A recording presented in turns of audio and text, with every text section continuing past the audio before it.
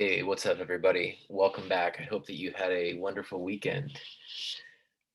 Before we get started, just some housekeeping. The exam is on Friday, and as you know, it is going to be composed of multiple choice and short answer. I'm still putting the finishing touches on a review guide for you all. I intended to have that done and distributed in class today, but I wasn't able to. I'm still finishing it up. I plan to finish that and distribute it this afternoon, or I guess technically this evening.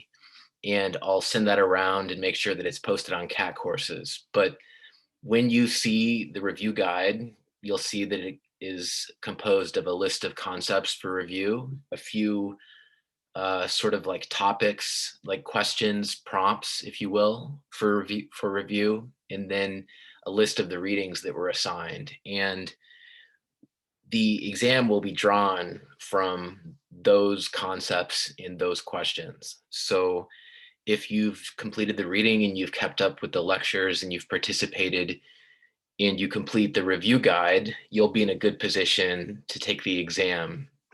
I do encourage you to review the reading.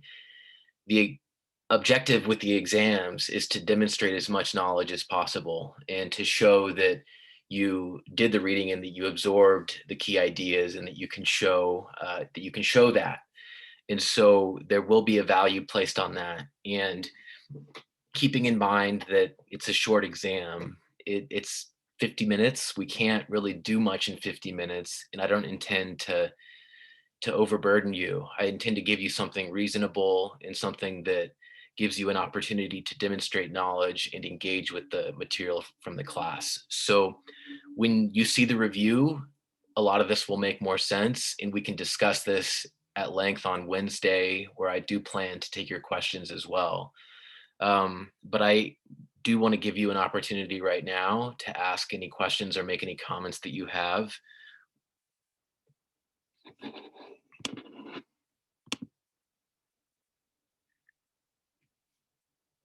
Lewis asks, will it include this week as well? Yes, it will.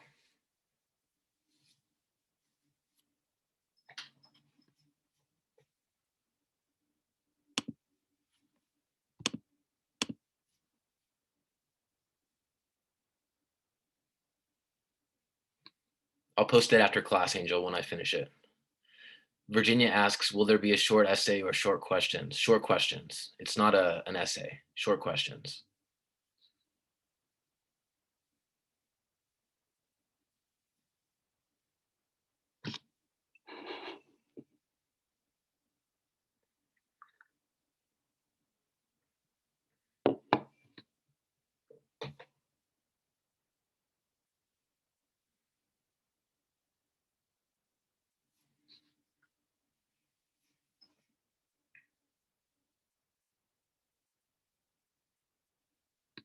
Kevin asks, do you give partial points for the written questions?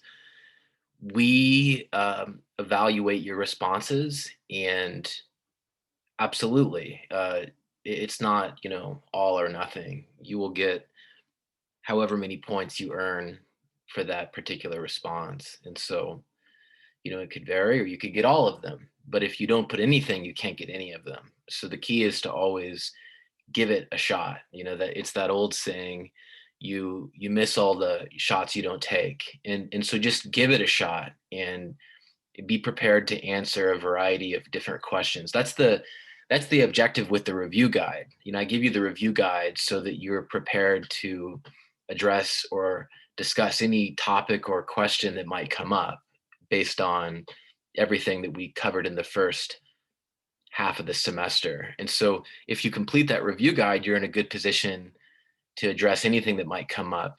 You'll see that the questions that I pose read like prompts, but it's more likely that I'll give you a series of small questions that might break up some of the prompts. But generally speaking, we've addressed a series of big questions in the class related to voter behavior and the different causes or sources of the vote, partisanship and sociological influences, clientelism, voter secrecy and now ethnicity, economic considerations as well.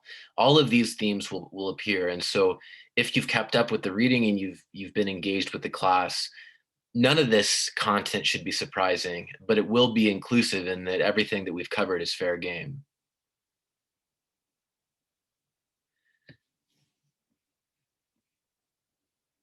Alondra asks, would you like us to cite readings in the short responses? If you can plug in the last name of the author of the piece that you're citing or that you're referring to, that would be very useful. You don't need to give page numbers necessarily, but if your response is informed by the reading that you did, you certainly can, use a parenthetical reference to highlight that, and that would be very useful. Cynthia asks, will the midterm be held during class? Yes, so the midterm will be posted a little bit before the beginning of class time, and you'll have the duration of class to complete it, and you'll need to submit it by the end of class through the assignments section on CAT courses, and I'll be available for questions or comments or issues that might come up. You can basically just drop in during that time, although you don't need to, it's not required. I'll post the exam at the beginning of class time, and I normally email it as well, which I'll probably do. But at the very, very least, I'll post it at the beginning of class time under files, and then it can be submitted under assignments.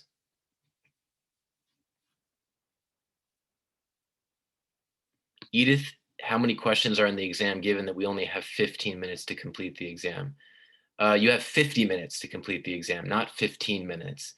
And I haven't created the exam yet, and I'm not going to tell you how many questions are on the exam yet. That's information that's not necessary for preparation. But what I can tell you is that the exam will be realistic given the time constraint. Just to be clear, we have 50 minutes, not 15 minutes.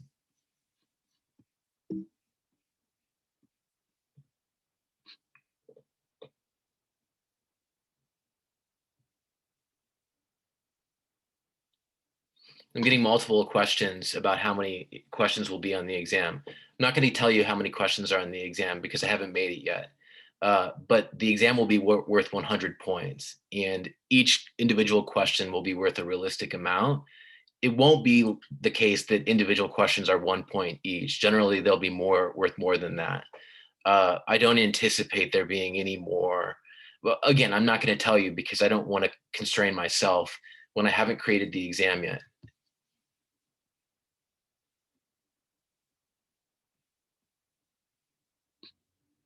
No, your mics and cameras don't need to be on if you want to ask questions. Jacqueline asks, is there time for me to cry during the exam? Absolutely. Just depends how much time you need and if you can multitask.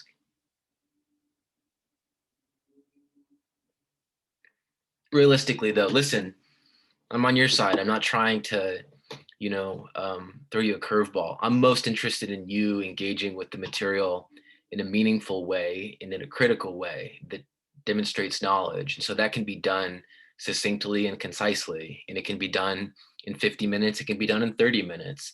And so I do plan to give you an exam that's realistic. And I don't want you to worry so much about maybe, finishing it. Although realistically, I know that exams are stressful, but I want you to know that I've thought carefully about this. And I've also sort of dialed back the way that I approach exams. In the past, they've been more writing intensive. In this instance, I plan to make them a little bit more multidimensional, and I don't intend to give you, chunks of writing that are as large by any stretch. But yes, Jacqueline, you'll be sure to have plenty of time to cry if you'd like. Arlene asks, how much should we write for the short question? I don't intend to ask for any more than maybe 5 to 6 sentences per short question. And that's probably on the long end. But I'm going to be clearer about that on Wednesday, and the exam itself will have a little bit of information about how much you should write for those individual components.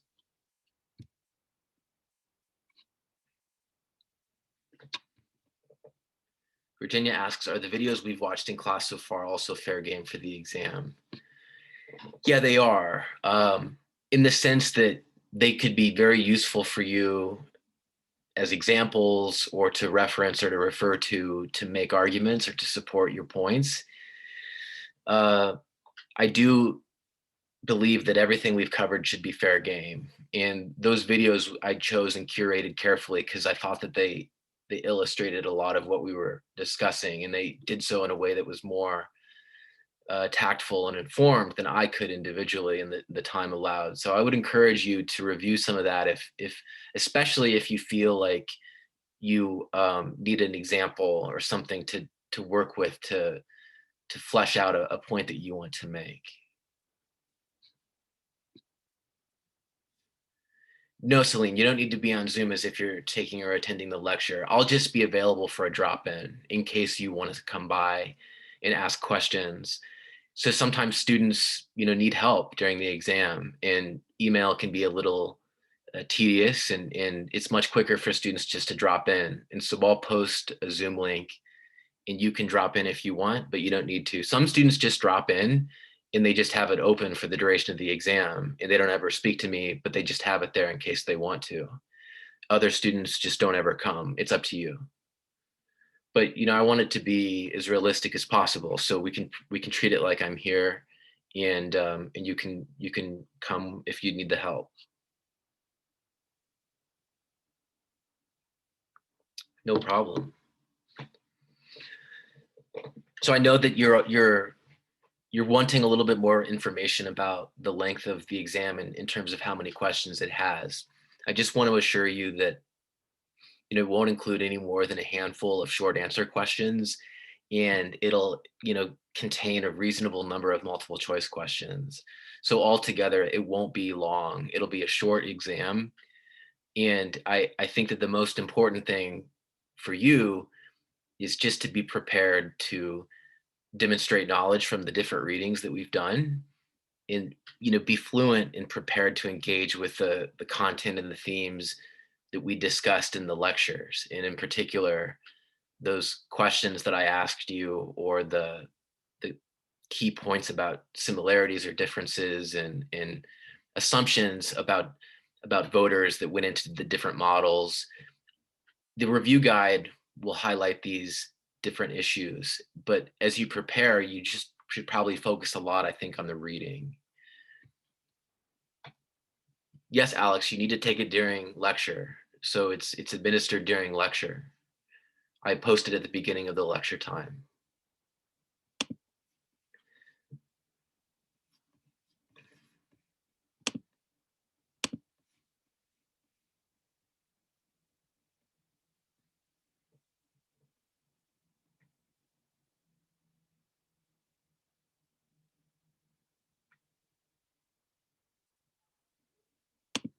Okay, so let's get started.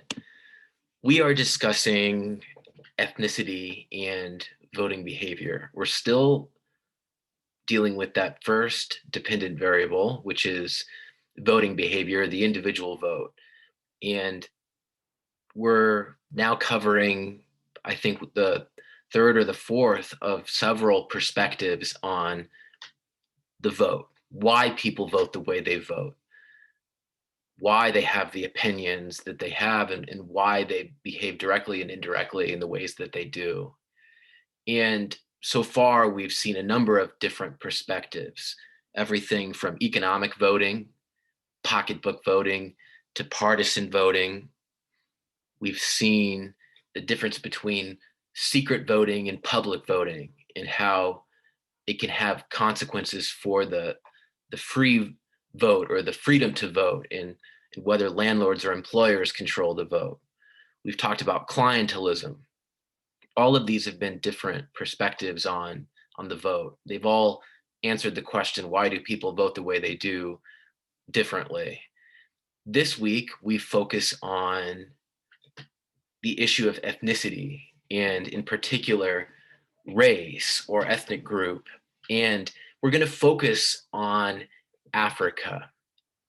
We're going to focus on Africa because in Africa, ethnic group and ethnicity is a very, very important cleavage. Listen, everyone, I'm sorry. I've got to change rooms. My building is very loud, and someone downstairs is just yelling, and I'm just distracted.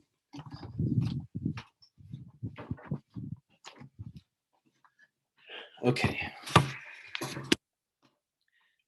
And in South Africa, ever since the transition to democracy in I believe 1993 or 1994, race has been one of the most important determinants of voting behavior. And it's been so important that it's been considered and called a racial democracy. For a lot of reasons, South Africa has been compared to the United States and Brazil. Now, it's important for our purposes to think about South Africa and about these racial divisions and about how they affect politics and how they affect the strength of parties, political dynamics and competition, the ways that parties appeal to voters, and most importantly, the voting behavior, the choices of individuals when they go to the polls.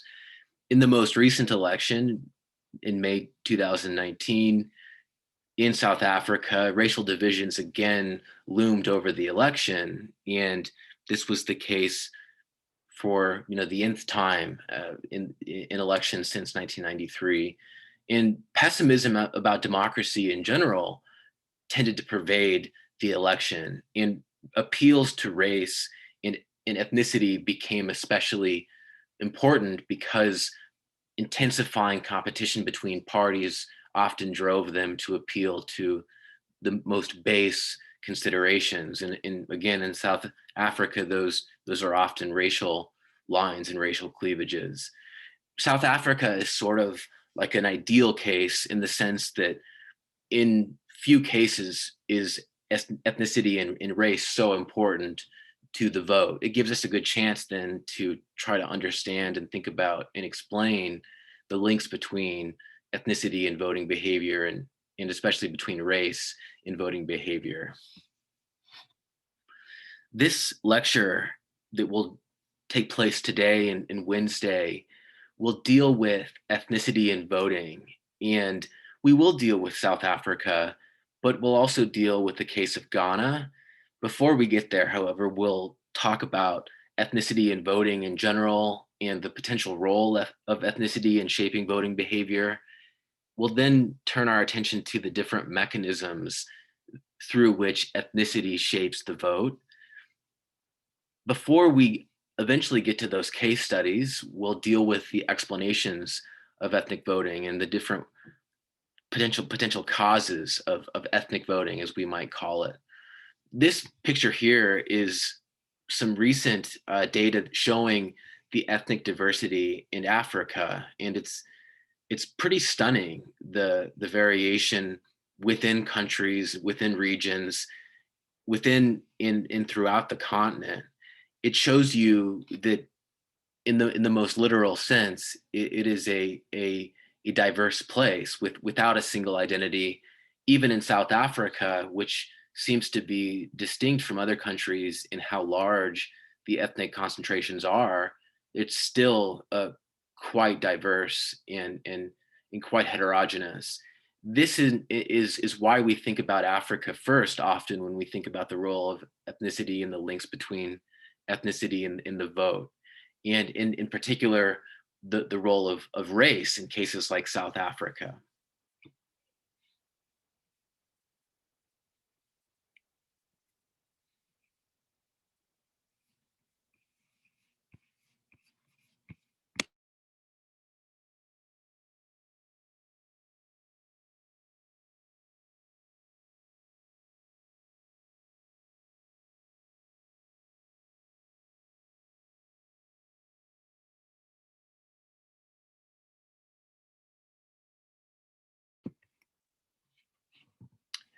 Now, the basis of any model of voting behavior that focuses on ethnicity is often going to point, first of all, to the fact that partisan models of voting behavior are often rooted in Western experiences.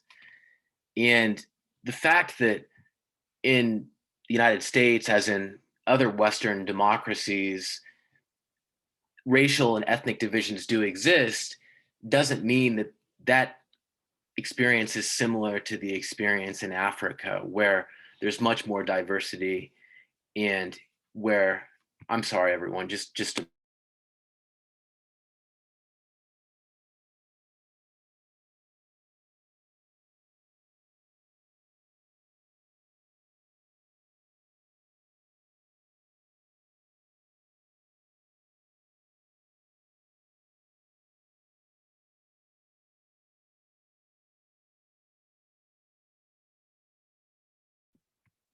I really apologize. I live in a very loud building and I'm just doing my best, and I've had to move rooms twice now. The issue is that these traditional models of voting behavior that focus on partisan ID, they're not going to work well in those cases where party ID is not the most salient social cleavage. For example, if we grow up in a household where parties don't organize social relations, but tribes and ethnic groups do, party ID might not be a very important social indicator or marker, but ethnicity might. Now, this is often the case in an African country where ethnicity is typically the single most important social cleavage. And in particular, ethnicity in language and historical and group experience and even physical features become important social indicators and become important social cleavages. The question arises, does ethnicity or do party attributes and perceptions better explain voting in African elections? It seems as though Africa would be the most difficult case of all for a model of partisan voting behavior.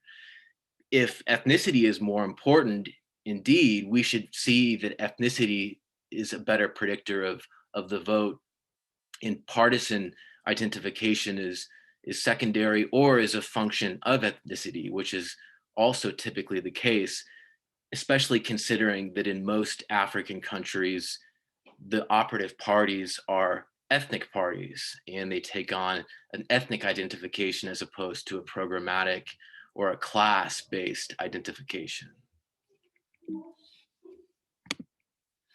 So when we think about ethnicity in voting behavior, we're often going to think first and foremost about ethnicity and ethnic group and identity.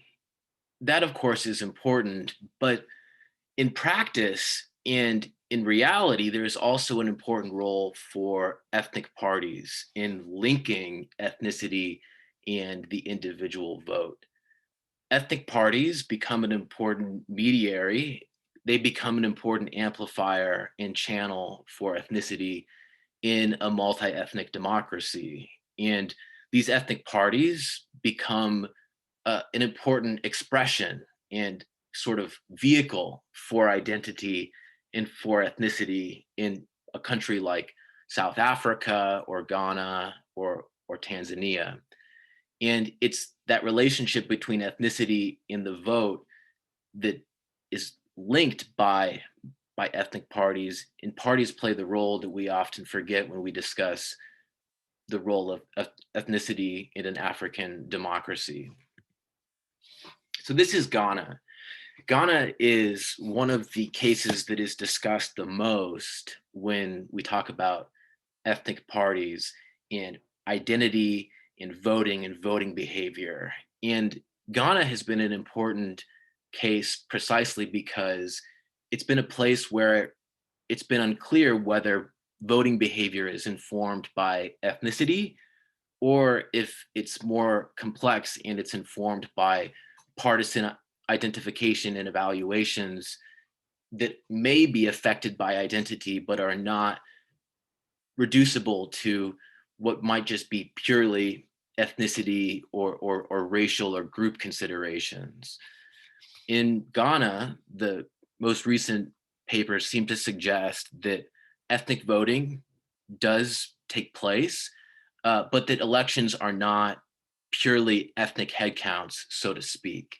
In fact, they tend to be much more nuanced, and voters do identify with parties for ethnic reasons, but are also engaged in evaluations of candidates and parties on a more sophisticated level, taking into consideration the economy and other things like that.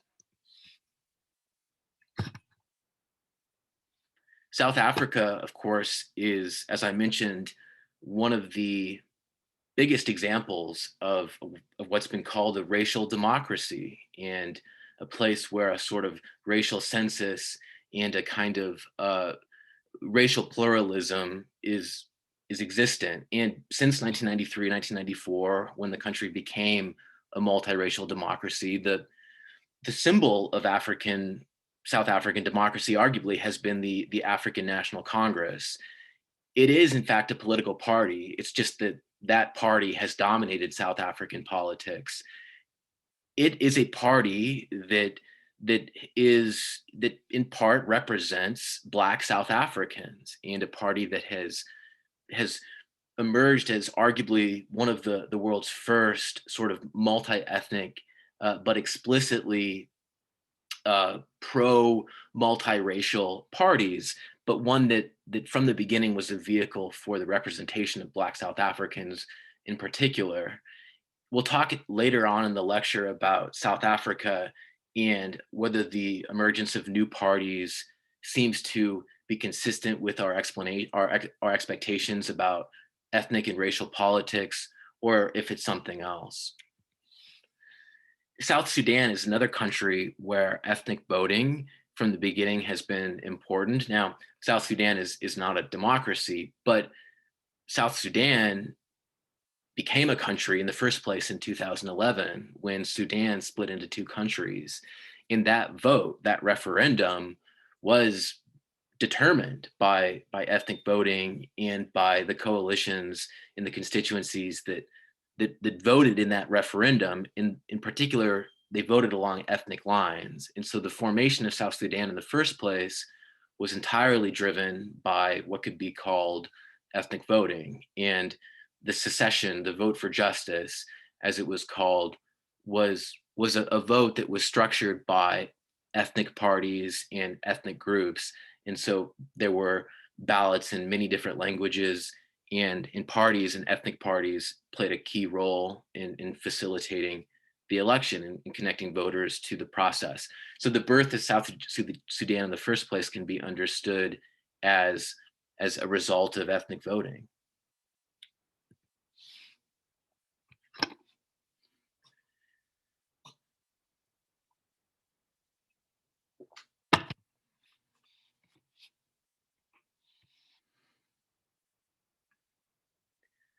Now, the question arises, when ethnicity shapes voting, what's actually happening?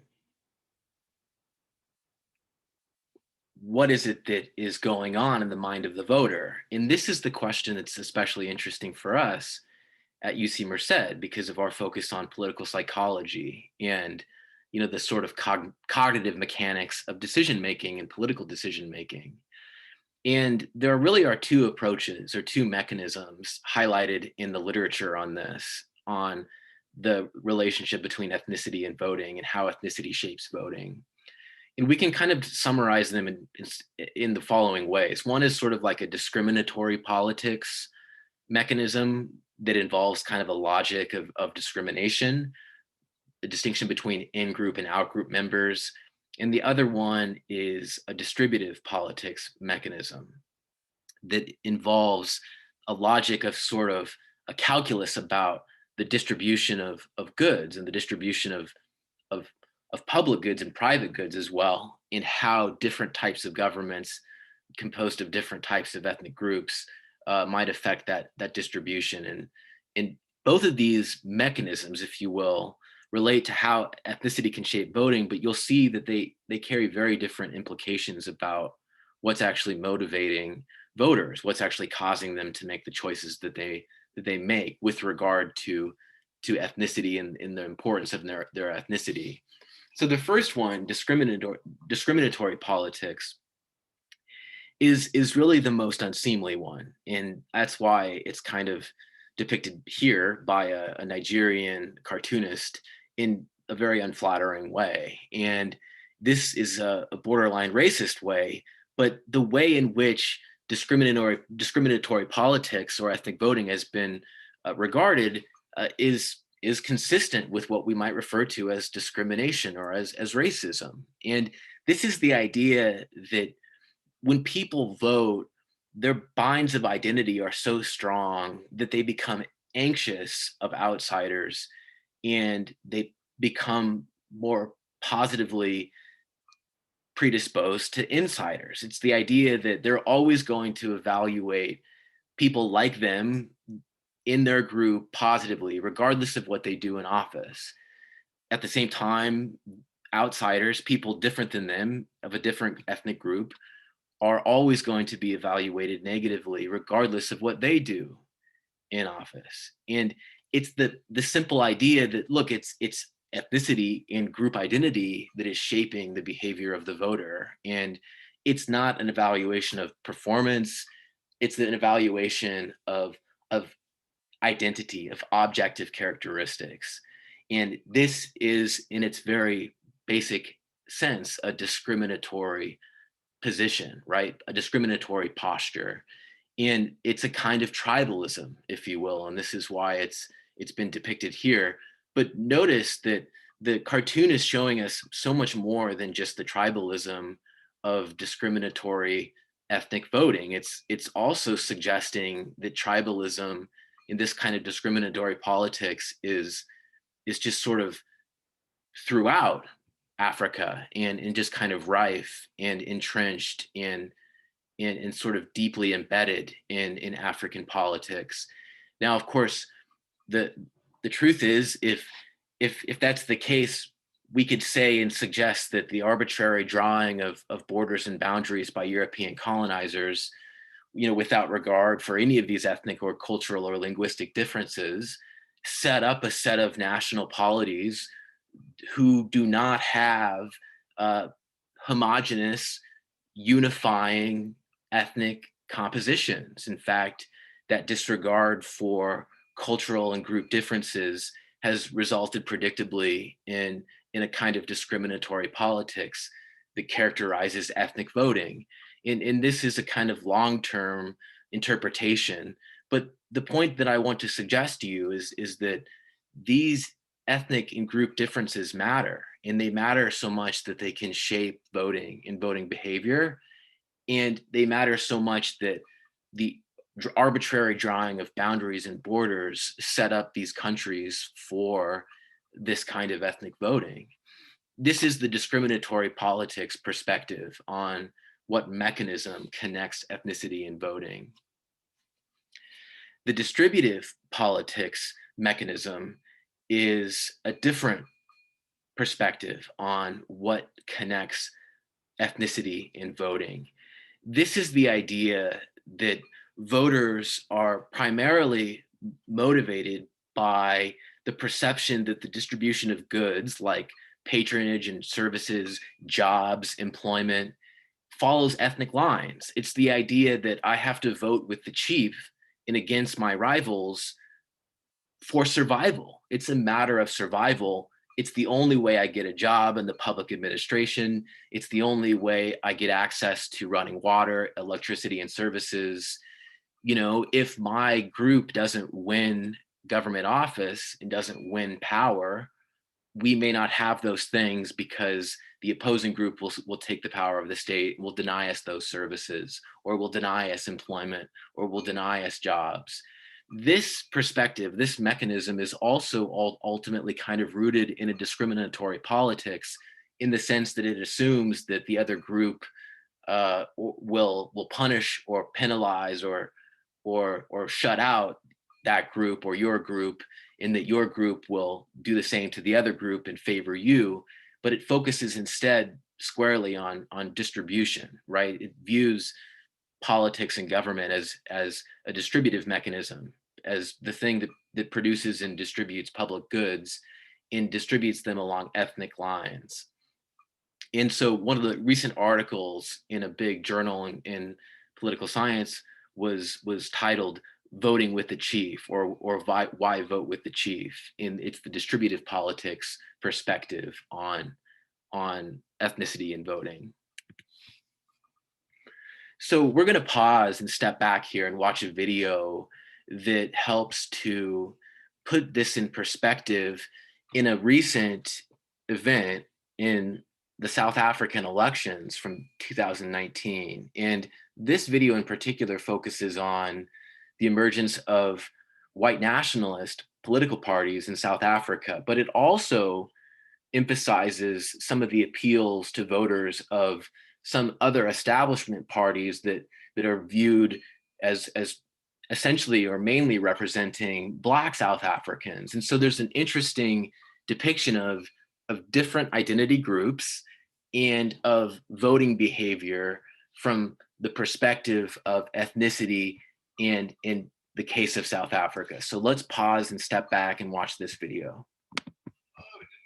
White nationalism has long lurked on the fringes of South African life, with far-right groups who say they feel their culture is under threat in this multiracial country.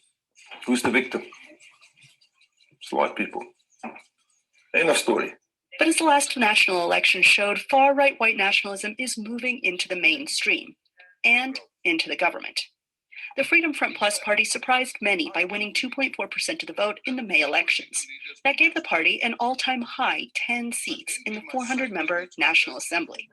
The party's aim is to create a homeland for the nation's mostly white Afrikaans-speaking minority, who were descendants of Dutch settlers 4 centuries ago. Party leader Peter Groenewald told VOA that the threat to Afrikaans speakers is a pressing priority for him. At this moment, Afrikaners are under threat. I mean, the ANC government is blaming actually the white people of South Africa for all the problems that is happening. We are in the process of expropriation without compensation of our properties. They always blame the white people. The narrative in South African politics is that the white people have stolen the land. But analysts argue South Africa's narrative and concepts of identity have changed radically since the end of apartheid in 1994. Critics say Afrikaner rights groups are reading from an outdated text, which places whites at the top of the social structure. It appears that they are not being able to let go of that historical supremacy. The reason I'm saying this is not because I'm totally against what they are doing, but they have not reformulated a sense of identity. If being an Afrikaner in 1970s, it is the same as being an Afrikaner in 2019, we're in trouble then. In recent years, figures in the far-left economic freedom fighters, the opposition Democratic Alliance, and the ruling African National Congress have also used race to stir supporters. The EFF has been especially strident, demanding that key economic sectors be nationalized and controlled by Blacks, similar to what Robert Mugabe tried to do in Zimbabwe. It's a clear indication of the emergence of extremism in South Africa's politics. It is actually Freedom Front Plus. Their performance is a symptom of the body politics of South Africa. It is actually how South Africa's body politics work. It is how other parties are well positioned. Groenewald says his immediate goals are not extreme, but says among them is to end race-based affirmative action in South Africa. Anita Powell, VOA News, Klerksdorp, South Africa. So this gives us an insight into some of the racial politics in South Africa.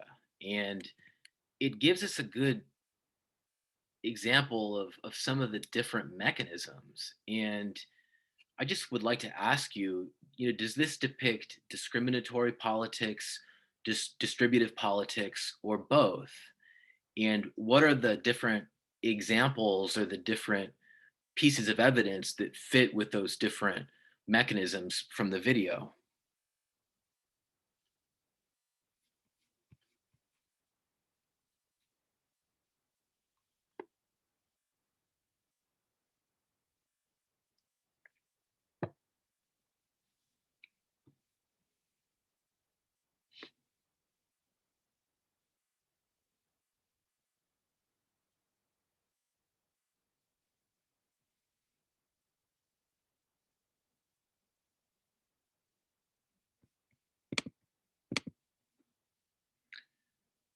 Brittany says, I would say both. Carlos says discriminatory. So there's clearly a role for the discriminatory part, right? There's this kind of fear of blacks in particular, and there's this desire to end race-based affirmative action, to undo other policies that were put in place to advance racial progress. There's also a role for the distributive approach as well, though, and I think that this is a piece that might be less obvious. Brittany says both. I'm wondering, does Brittany or does anyone else want to talk a little bit about or chat a little bit about the distributive component? What is the example that seems to highlight the role for distributive politics? I don't mind talking about it since I offered the answer. I think it's kind of relevant to like American politics and what we recently went through with President Trump and the stimulus check. I think he kind of was making it out to seem like if you don't vote this way for me, then you won't get this, and kind of in an opposite but similar situation. The South African politician here is saying like if you vote with me, then this group of people won't get that, and that'll help this other group of people. That kind of seems to be like a partisan issue, and I think withholding goods or services that the people need is still part of distributive politics. So. Yeah, absolutely. And the EFP is a political party we saw in the video that called for the placement of nationalized industries and enterprises in key sectors under Black control. And so that is clearly a nod to distributive politics, right? Ethnic distributive politics. This call for not just nationalization, but the nationalization and racialization of key industries. That's the essence of distributive politics. And so there's clearly a role for both here. There's the discriminatory component as well as the distributive component. Really, both of them are discriminatory, but one of them is more overtly distributive in the way that it focuses on goods provision, and in this case, the control of public enterprises and industries. There's another question that comes up and that I think is really worth thinking carefully about, and it's really more of a criticism that I'd want to levy, which is, are voters more ethnic or more clientelistic? And what I mean is, are voters voting ethnically, or are they voting in a sense sort of clientelistically or transactionally? So in other words, in that video with the EFP, are EFP voters voting for the EFP in South Africa because it's presumably a Black party, or are they voting for that party because they perceive the EFP to be likely to try to nationalize and racialize those key industries? That would be a kind of transactional or clientelistic transfer. It wouldn't be an ethnic tie or an ethnic relationship. And so I think that we should think carefully and think critically about, where are the lines? Where is the boundary between ethnic voting and clientelistic voting? Where does one begin in the other end, and where does the other begin in the other end? And I think that it's a little less clear than it should be, and it may be too easy to attribute voting to ethnicity in those situations where ethnicity is salient. It may be that ethnicity is becoming useful as a means of engaging in these kinds of clientelistic transfers that all political parties might rely on if they're able to in order to win elections. And I think that another question is, are elections ethnic headcounts, or do beliefs about parties shape vote choice in more complex ways than ethnic group membership? Is this just about sort of rallying, with your tribe or with your group, or voting with the chief? Or is this a matter of beliefs about parties shaping vote choice in a nuanced way that may involve ethnicity as an influence, but may not be reducible to ethnicity purely. This is a key question because, like the second question, it's always easy to say that ethnic voting may be taking place, but where is the boundary or where is the line between ethnicity and ethnic voting in partisan or partisanship and party ID partisan voting? I think that this is a way for us to understand or differentiate between two important influences, but ones that are really quite different. We have a few minutes here, and I'd like to give you an opportunity to make any comment or ask any question that you'd like. These are questions that I hoped could provoke some discussion. We don't have much time left, but we are taking this class together. And so I wonder if any of you, want to say anything to these issues that arise so far in our discussion. I feel like yeah, these questions are so hard because what comes with the ethnic identity comes the clientelistic benefits as well. Like you're saying, how the ELF party gets the nationalization of the industry in addition to being the pro black party. So I feel like that border is so hard to draw, but I guess where I would put it is where, like, if you ask voters what motivates them, would it be racial identity or a particular issue? Yeah, no, I agree. You'd have to ask them, what is more important to you, and they'll just tell you, I suppose, right? Well, it's important for me to have a job, or it's important for me to side with my group, and I think that difference is probably very evident to a voter, and if in particular if they feel a strong link to their group, they probably would be very eager to say it's my connection to my group. It's not necessarily my job or my employment. That might be a benefit, right? But you probably still have to ask them. And this is why the survey research becomes important. Chandon says, I would say are clientelistic because they may have more to gain by voting a certain way, but for some minorities who have been discriminated against, they are more likely to be ethnic. Yeah, so it may be, that's a very insightful and sophisticated analysis, Chandon. It may be that, not all minorities are created equal in the sense that some might have more of a sense of group solidarity than others, perhaps as a result of historical experience or marginalization. And maybe that variation in that sense of solidarity or that shared sense of mutual fate might be an important reason why some might be more ethnic and some might be more clientelistic. But I think in general, distinguishing between that ethnic voting and clientelistic voting is challenging because so often ethnic alliances and allegiances are cemented through clientelistic transfers, right? When does ethnicity become politics, and where does politics stop being ethnic? And I think that that's a question we can continue to wrestle with on Wednesday. But thanks so much, everybody, for being here and getting us started. I'm going to be putting together and finishing that review guide. I'll send that out to you when I'm done, and we'll have more and we can discuss that on Wednesday. But thanks so much, and I'll see you then.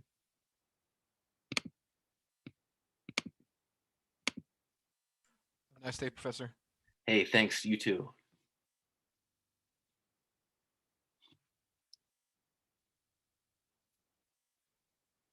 Have a great day, everybody. Have a great day.